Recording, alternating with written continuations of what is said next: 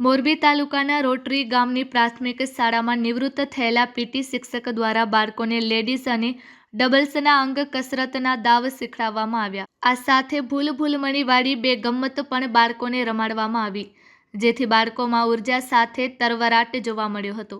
આ બાબતે વાત કરીએ તો શાળામાં ભણતા બાળકોને બાળપણથી જ અંગ કસરતના દાવ શીખવા માટે સરકાર દ્વારા પીટી શિક્ષકોની નિમણૂક થઈ, પરંતુ છેલ્લા કેટલાક સમયથી નિમણૂકો બંધ કરી દેતા હાલ પ્રાથમિક શાળામાં પીટી શિક્ષકોની મોટી ખોટ વર્તાઈ રહી છે।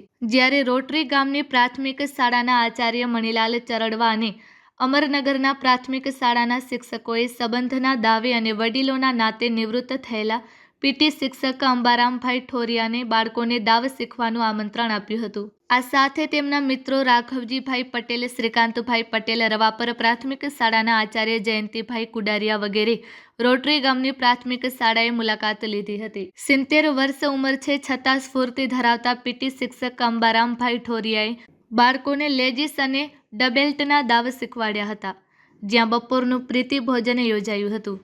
આ લેજીસ અને ડબેલ્સના દાવ બાળકોને શીખવા મળે તે માટે રોટરી ગામ અને અમરનગર ગામની પ્રાથમિક શાળાઓના શિક્ષકોએ જહેમત ઉઠાવી હતી।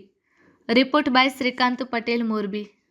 કસરતના દાવ માટે મોરબી તાલુકાની રોટરી ગ્રામ પ્રાથમિક શાળાના અને અમરનગર પ્રાથમિક શાળાના બંને શાળાના શિક્ષકો, હું આચાર્ય મણિભાઈ સરડવા, અમારા આસિસ્ટન્ટ વિનુભાઈ, ગજાનંદભાઈ, અમરનગર શાળાના આચાર્ય પ્રફુલભાઈ, આસિસ્ટન્ટ શિક્ષક અરવિંદભાઈ, નદીમભાઈ, પંકજભાઈ, બધે શાળામાં જે ખુશીનો માહોલ હતો, કારણ કે અમારી શાળામાં ડમ્બેલ્સ અને રેજીમના દાવ માટે મોરબીથી નિવૃત્ત પીટી શિક્ષક અંબારામભાઈ ઠોરિયા, એની સાથે એના મિત્ર રાઘવજીભાઈ, પત્રકાર શ્રીકાંતભાઈ અને સાથે રવાપર નદીના પ્રિન્સિપાલ જયંતિભાઈ કુંડારિયા સાહેબ આવ્યા હતા અને અમારી શાળાના બાળકો, બંને શાળાના બાળકોને લેજીમ અને ડમ્બેલ્સના દાવ શીખડાવી અને એક નવું ભાથું અમારા માટે પણ એમણે આપ્યું છે અને બાળકોને ઘણું બધું જાણવાનું મળ્યું છે અને બાળકો અને અમારામાં ખુશીનો માહોલ આજે ઊભો થયો છે અને બાળકો